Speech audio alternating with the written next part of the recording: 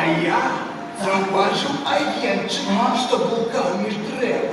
Не захотел твой дед зарезать своего барана. Оно можно барана резать. Ну, слухай далее. Однойче послала баба деда стригчи кусти. Агентчик зникав і з'являвся знов, бабичи мене за собою. Начал резать, трошки бока подрав, а баран схопил себе утек и сховался в лесную норку. Ты правильно заявил, что утек. Слухай. Ось, пошел этот дед глядеть на эти кусты. Бачите, а ее шмат работы будет.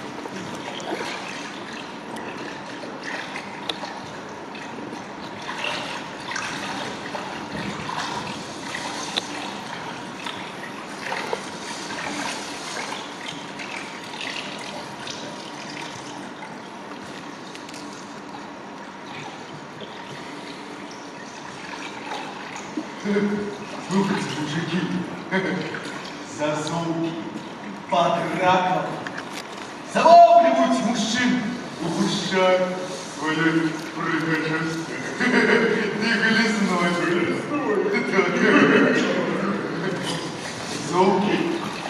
Зазолки, у зазолки долгие волосы прикрывают самые деликатные участки тела.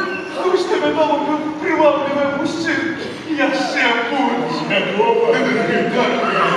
Зазолки кличут мужчин по имени и обещают им неработные танцевания.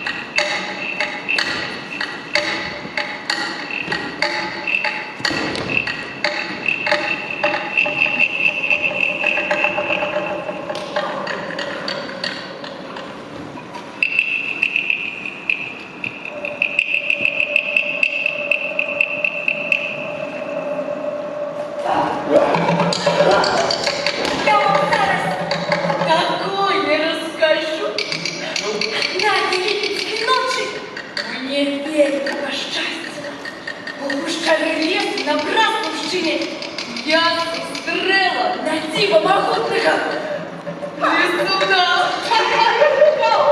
Лесуна.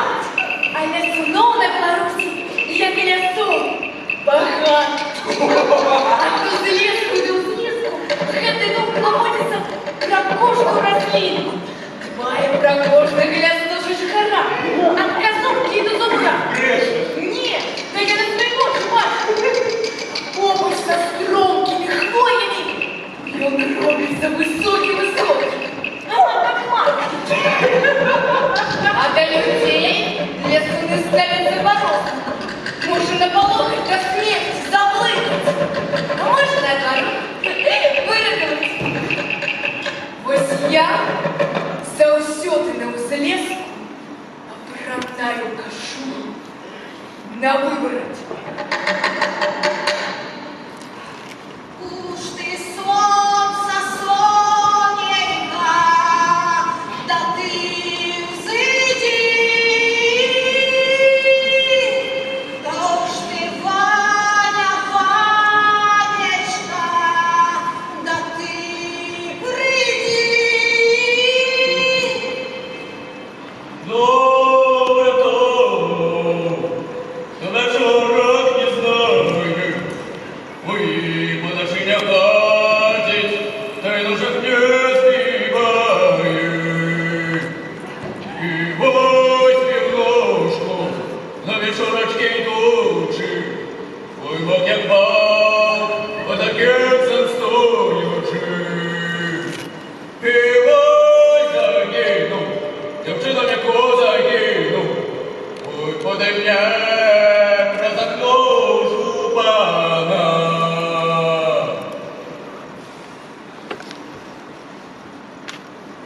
Лямант стаяў на ўвесь лес каля вёскі Воўкавіча, што паміж талчыны больш.